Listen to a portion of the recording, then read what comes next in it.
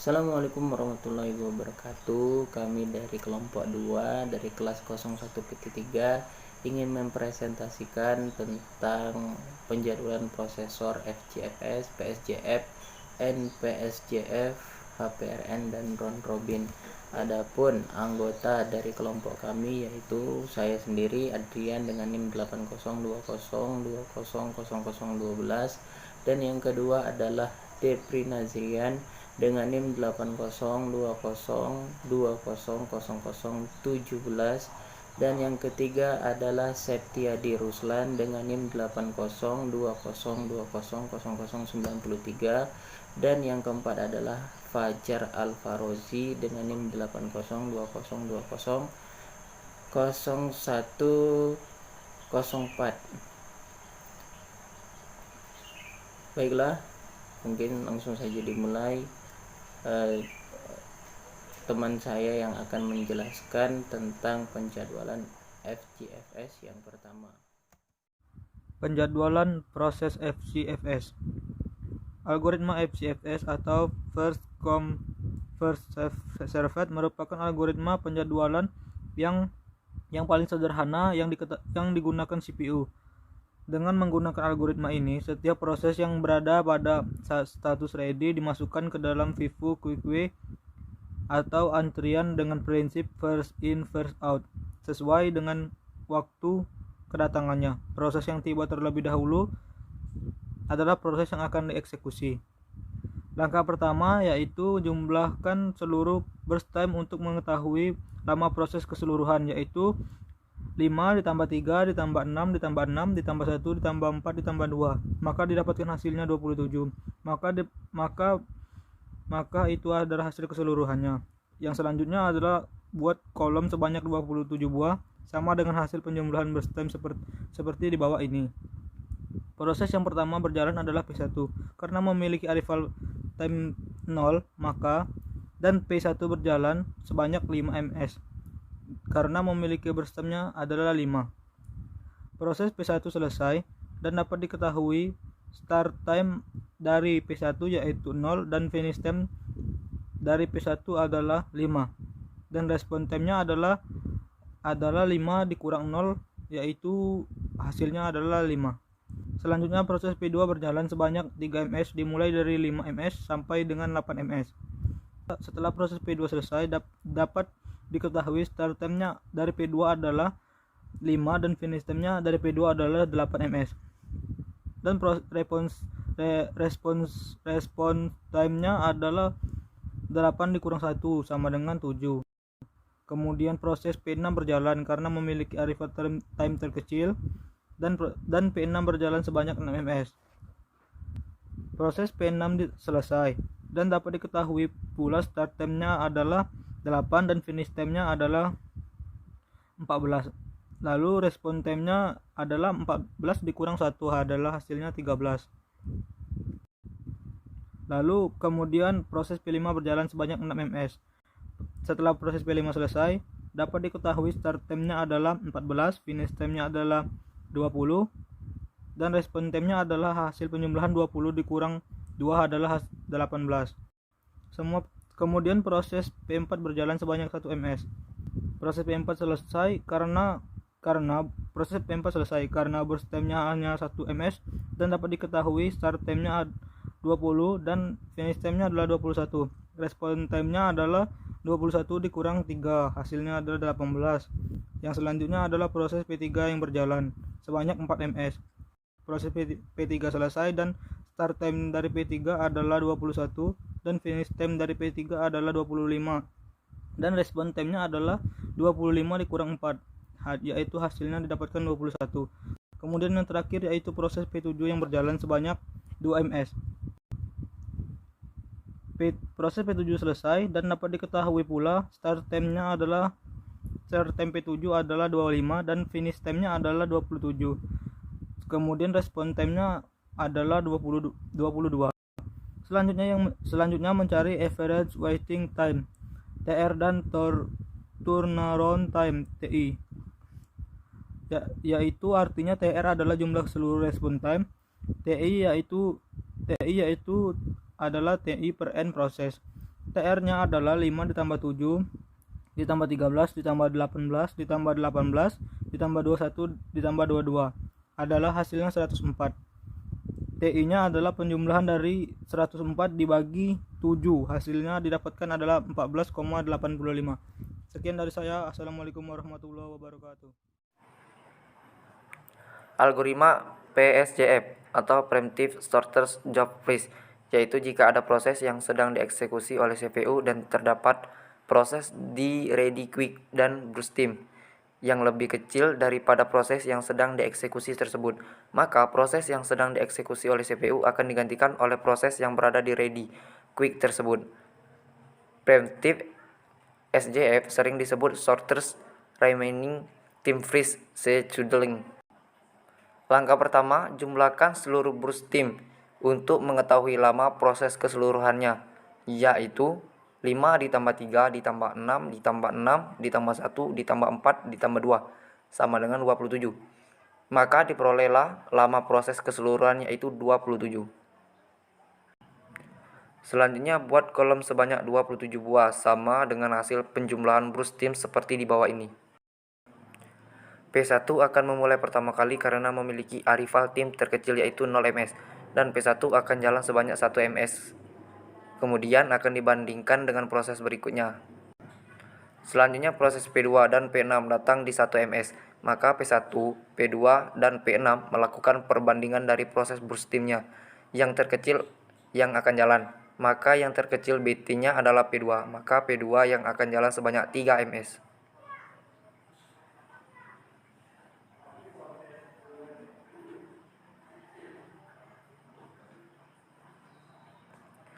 Proses P2 selesai dan dapat diketahui bahwa start time dari P2 adalah 1 dan finishing time dari P2 adalah 4 dan response time-nya adalah FT dikurang AT sama dengan 4 dikurang 1 sama dengan 3. Setelah P2 selesai di 4 ms, maka datang proses P4 yang memiliki burst time terkecil yaitu 1 ms, maka P4 dijalankan.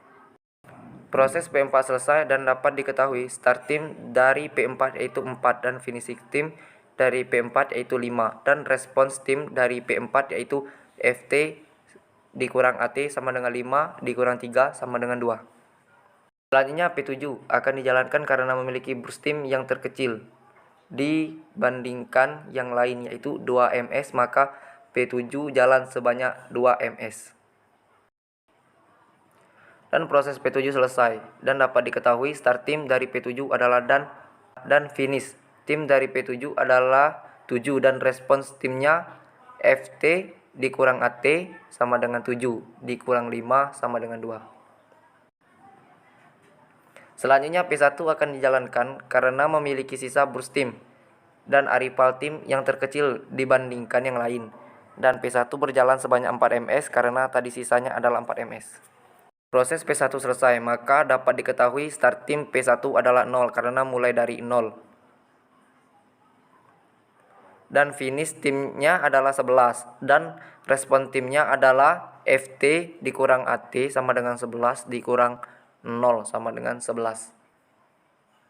Kemudian proses P3 berjalan sebanyak 4 ms karena P3 memiliki burst time paling kecil dibandingkan yang lain. Proses P3 selesai dan start time adalah 11 dan finish time-nya adalah 15, maka respon time-nya adalah FT dikurang AT sama dengan 15 dikurang 4 sama dengan 11. Selanjutnya P6 berjalan karena perbandingnya dengan P5 adalah arrival time P6 lebih kecil daripada P5, maka P6 berjalan sebanyak 6 ms.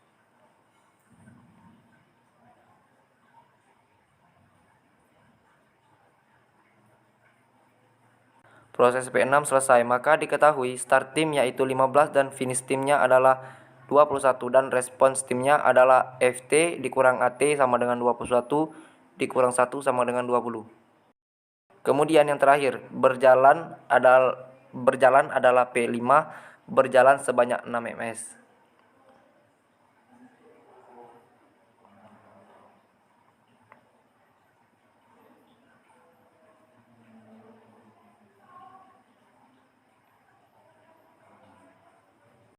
proses P5 selesai dan dapat diketahui start timnya adalah 21 dan finish timnya adalah 27 dan respons timnya adalah 25.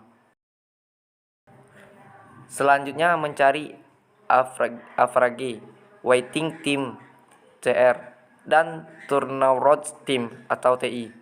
TR sama dengan jumlah seluruh respon tim. TI sama dengan TI atau end proses.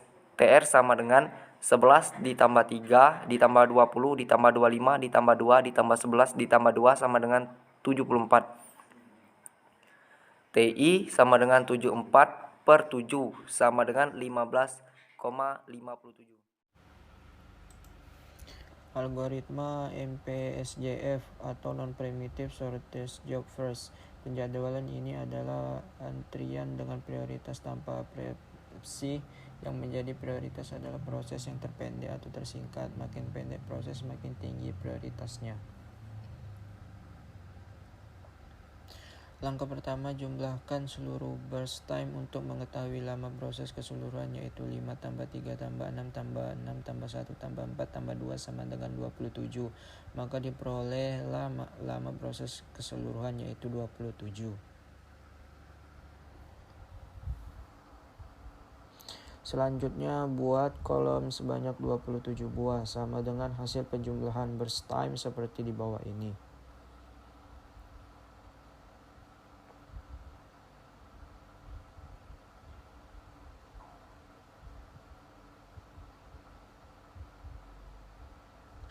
P1 akan melakukan proses yang pertama kali karena memiliki arrival time yang terkecil yaitu 0 dan P1 berjalan sebanyak 5 ms.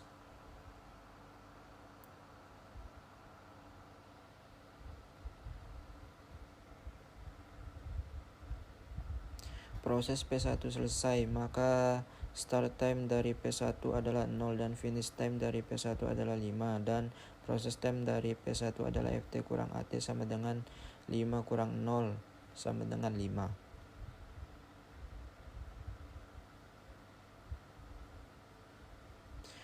Selanjutnya P4 akan melakukan proses karena P4 memiliki burst time yang terkecil yaitu 1 ms.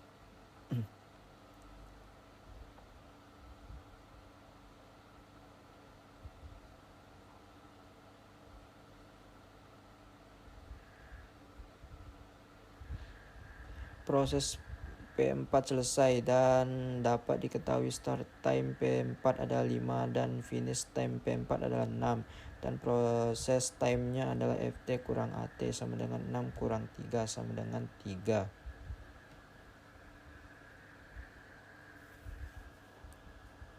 Selanjutnya P7 berjalan karena memiliki burst time 2 ms lebih kecil dibanding yang lain. P7 berjalan sebanyak 2 ms.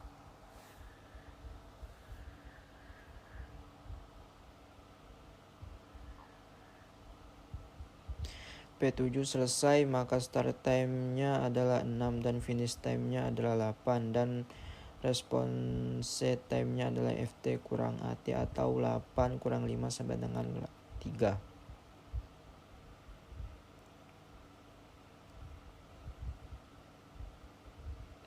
Selanjutnya P2 berjalan karena memiliki BT yang kecil dibanding yang lain, yaitu 3, maka P2 berjalan sebanyak 3 ms.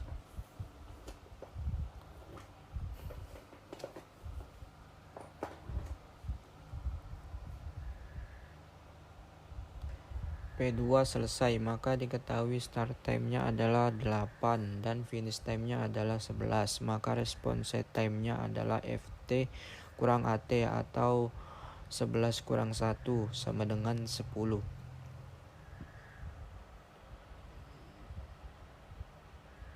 Selanjutnya yang akan berjalan adalah P3 karena memiliki burst time 4 ms.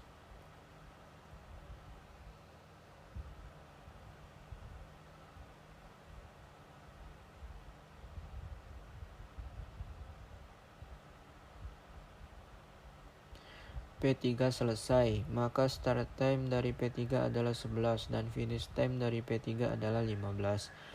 dan response time-nya adalah Ft kurang At atau 15 kurang 4 sama dengan 11.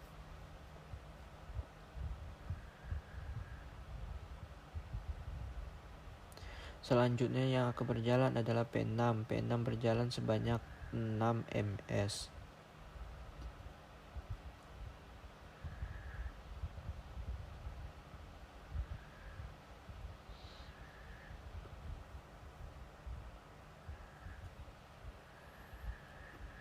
Proses P6 selesai, maka dapat diketahui start time-nya 15 dan finish time-nya 21 dan response time-nya adalah Ft kurang At atau 21 kurang 1 sama dengan 20.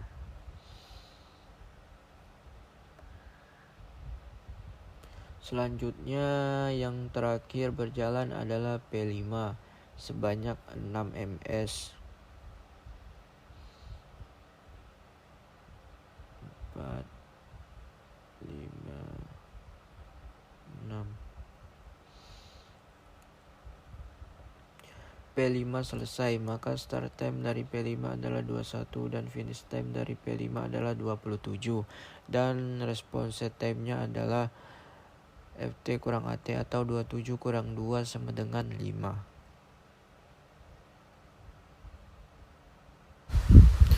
Selanjutnya mencari average waiting time atau TR dan turnaround time atau TI.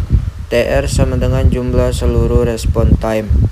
TI sama dengan TI per N atau proses. TR sama dengan 5 tambah 10 tambah 20 tambah 25 tambah 3 tambah 11 tambah 3 sama dengan 77. TI sama dengan 77 per 7, maka hasilnya adalah 11. Sekian, terima kasih. Penjadwalan prosesor HPRN. Algoritma HPRN atau High Hash Penalty Ration Next. Proses ini tetap mendahulukan proses pendek ditambah dengan mempertimbangkan rasio penaltinya yang ditentukan lama waktu antriannya. Langkah pertama seperti biasa, jumlahkan seluruh burst time untuk mengetahui lama proses keseluruhan, yaitu 5 tambah 3 tambah 6 tambah 6 tambah 1 tambah 4 tambah 2 sama dengan 27. Maka seluruh prosesnya didapatlah 27. Selanjutnya buatlah kolom sebanyak 27 buah sama dengan hasil penjumlahan burst time seperti di bawah ini.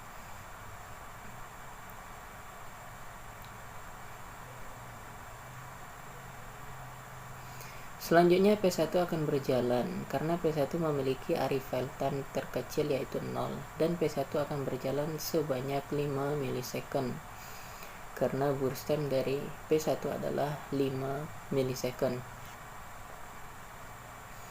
Proses P1 selesai, maka kita dapat mengetahui start time dari P1 adalah 0 dan finish time-nya adalah 5 dan respon time-nya adalah finish time dikurang arrival time sama dengan 5 dikurang 0 sama dengan 5. Untuk mengetahui manakah proses yang akan berjalan selanjutnya, maka kita perlu mencari rasio penaltinya.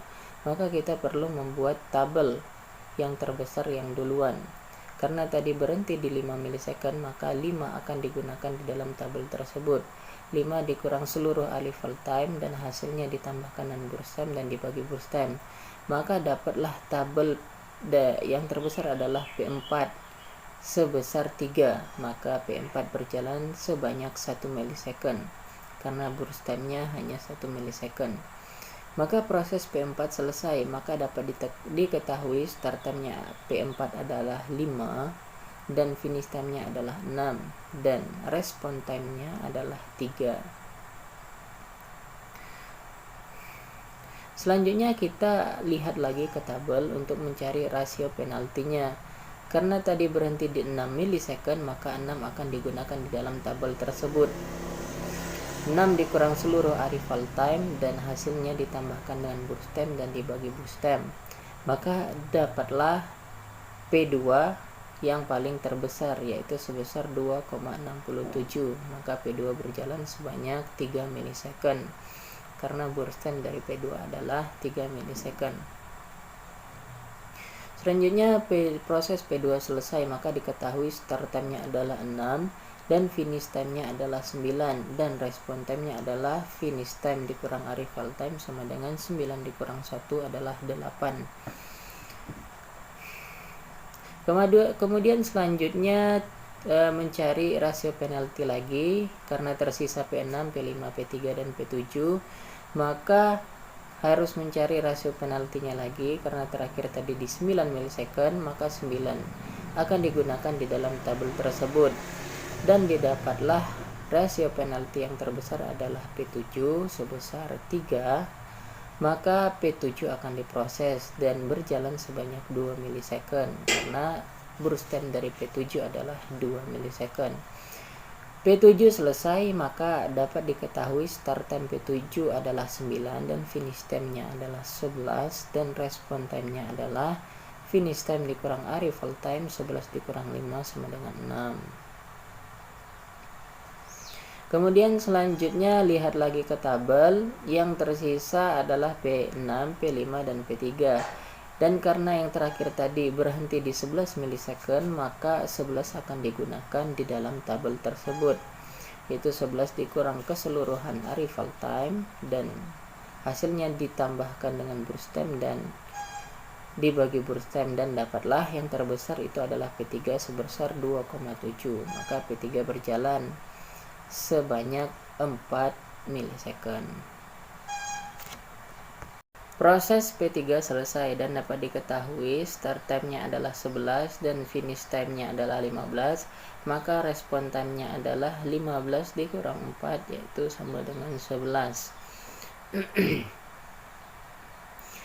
Kemudian kembali lihat ke tabel, yang tersisa adalah P6 dan P5. Maka karena tadi berhentinya di 15 milisecond, maka 15 akan digunakan di dalam tabel tersebut. 15 dikurang keseluruhan arrival time dan hasilnya akan ditambahkan burst time dan dibagi burst time. Maka diketahuilah rasio penalti terbesar adalah P6 sebesar 3,3, maka P6 berjalan sebanyak 6 milisecond.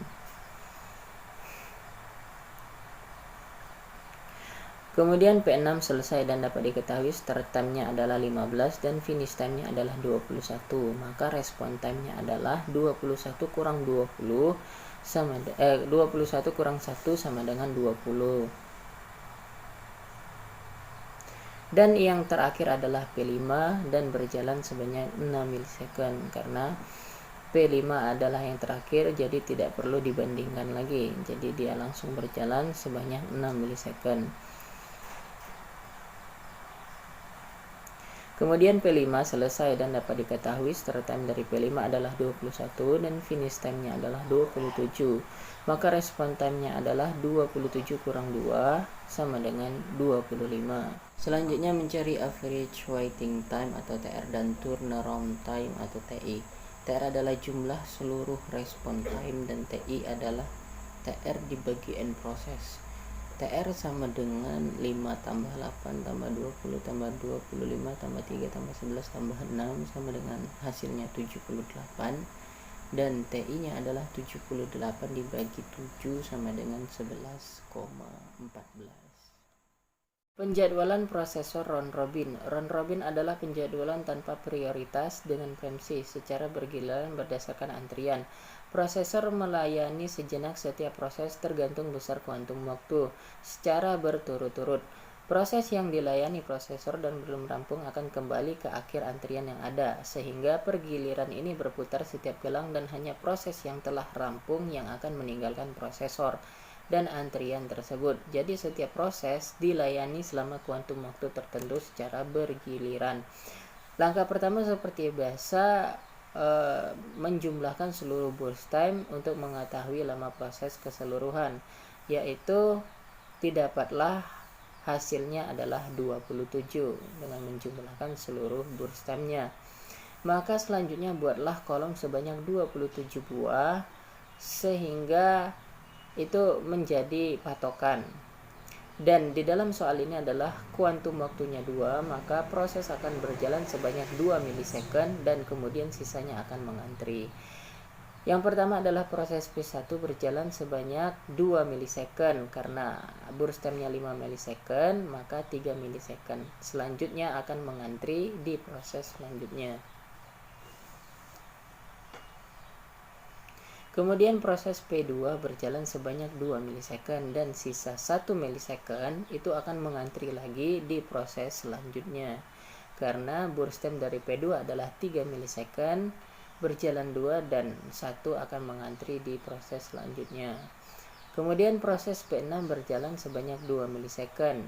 Karena burst time dari P6 adalah 6, maka sisa dari P6 yaitu 4 milisecond akan mengantri di proses selanjutnya.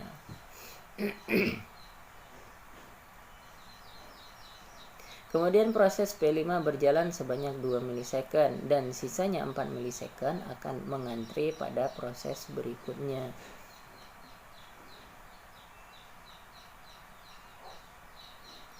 Kemudian proses P4 berjalan sebanyak 1 milisecond. Karena burst time dari P4 hanya 1 milisecond, maka proses P4 akan langsung habis.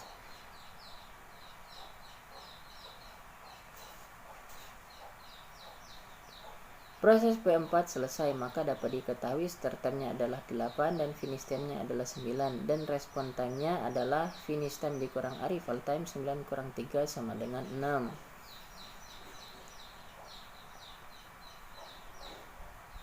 Berikutnya proses P3 berjalan sebanyak 2 milisecond. Karena burst time dari P3 adalah 4 milisecond, maka sisa 2 milisecond akan mengantri di proses selanjutnya. Kemudian P7 berjalan sebanyak 2 milisecond dan karena P7 hanya mempunyai burst time 2 milisecond, maka akan langsung habis.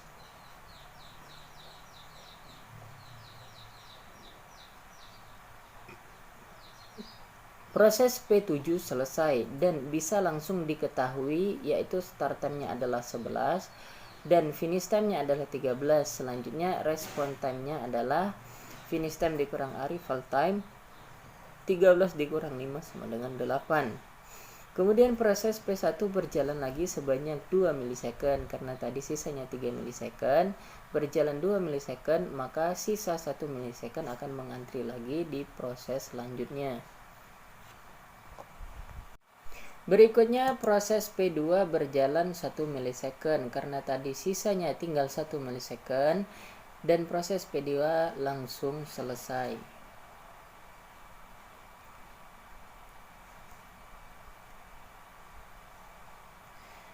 Maka proses P2 bisa langsung diketahui, yaitu start time-nya 2 karena dimulai dari 2 tadi, dan finish time-nya adalah 16 dan respon time-nya adalah 16 dikurang 1 yaitu 15.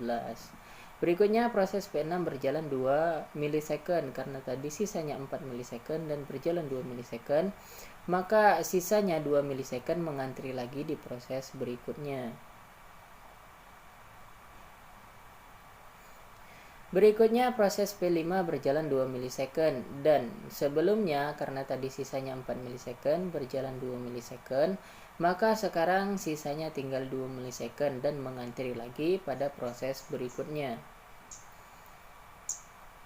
Berikutnya yang berjalan adalah P3 sebanyak 2 milisecond. Dan karena sisanya sebelumnya adalah 2 milisecond, berjalan 2 milisecond, maka proses P3 langsung selesai. Maka proses P3 selesai, maka bisa langsung diketahui start time dari P3 adalah 9 karena dimulai dari 9 dan finish time-nya adalah 22. Selanjutnya respon time-nya didapat dari rumus finish time dikurang arrival time sama dengan 22 dikurang 4 sama dengan 18. Kemudian proses P1 berjalan lagi 1 milisecond dan karena sisanya hanya 1 milisecond, maka proses P1 selesai. Proses P1 selesai, maka bisa langsung diketahui start time-nya adalah 0 karena dimulai dari 0 dan finish time-nya adalah 23. Selanjutnya respon time-nya adalah 23 kurang 0 sama dengan 23. Kemudian proses P6 berjalan lagi sebanyak 2 milisecond. Karena sisa sebelumnya adalah 2 milisecond, maka proses P6 langsung selesai.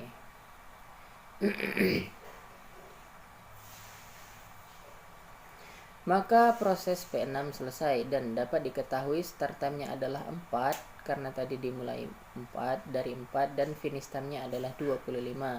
Maka respon time-nya adalah 25 dikurang 1 sama dengan 24. Berikutnya proses yang terakhir adalah P5 berjalan sebanyak 2 milisecond dan dapat diketahui start time P5 adalah 6 dan finish time-nya adalah 27 dan respon time-nya adalah 25. Selanjutnya mencari average waiting time atau TR dan turnaround time atau TI. TR adalah jumlah seluruh respon time dan TI adalah TR dibagi TI. TR TI dibagi end process. Yaitu TR adalah jumlah keseluruhannya adalah 119 dan TI adalah 119 dibagi 7 sama dengan 17. Sekian presentasi dari kelompok kami. Itu yang bisa kami sampaikan tentang penjadwalan prosesor FGFS, PSJF, NPSJF, HPRN dan round robin. Kami tutup. Assalamualaikum warahmatullahi wabarakatuh.